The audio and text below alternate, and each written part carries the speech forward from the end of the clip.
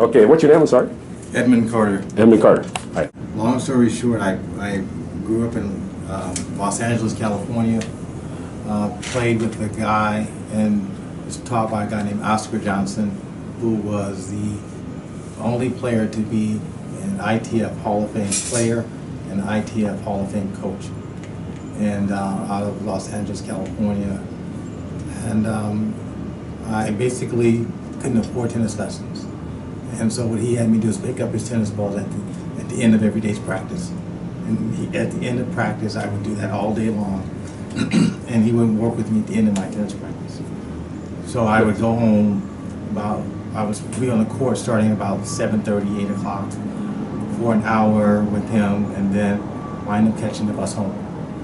And long story short, that's how I was able to go to college.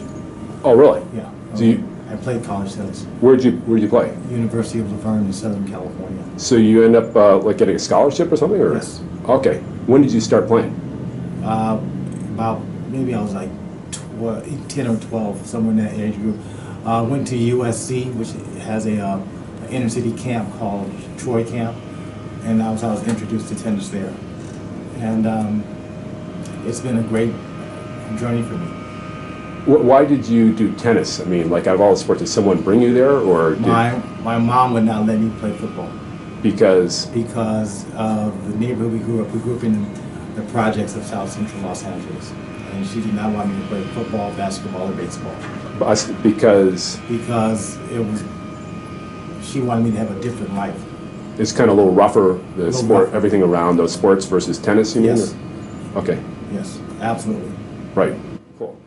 So that's how I got started with tennis, and then working with him has just been a joy. I mean, It looks like you guys, I'm just in case I cut in so I know who he is. oh, I'm sorry. He is Coach Brandon Ellis. We're in Sacramento and you're from LA, so how'd you work your way up here? At the time I was married and had 2 girls, and they grew up in Sacramento, and I wanted to be back to where they lived. Mm-hmm. So that's what brought me back here. Coached in a couple places, but it didn't work out well until I met Coach Ellis. Turned out to be a good fit. Be a great fit. And he was a sales manager for Cisco. Yeah, I was the director of business development. He was in the for military Cisco. as well. Oh, you're in the military as well? Yes. So why get back into coaching? You were at Cisco I was doing? the director of business development for Cisco, Right. and I had a stroke.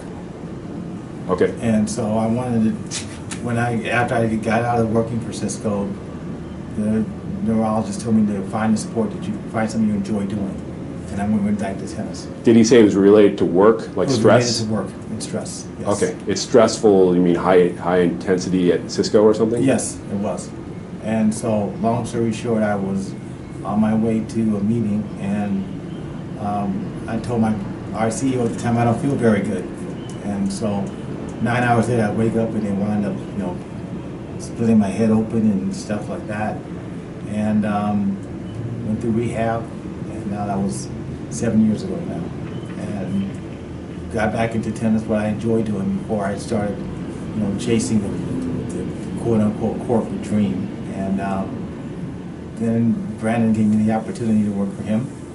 And with that, I had a chance to work with Taylor, who's a phenomenal tennis player. And she hasn't really seen the other side yet, but she's getting closer each and every day. Right. You were in the military? Where were I was you? in the Army. Army. Where were you stationed somewhere? I was stationed at Aberdeen Proving Grounds in Maryland and Fort Knox, Kentucky. Okay. And how long did you spend in? 4 years. 4 years? My daughter makes the 4th generation of Carters who were in the military. And she's in right now. What does the military The Army. give to you? Army. What does it give to you? The Army gives me peace because I know that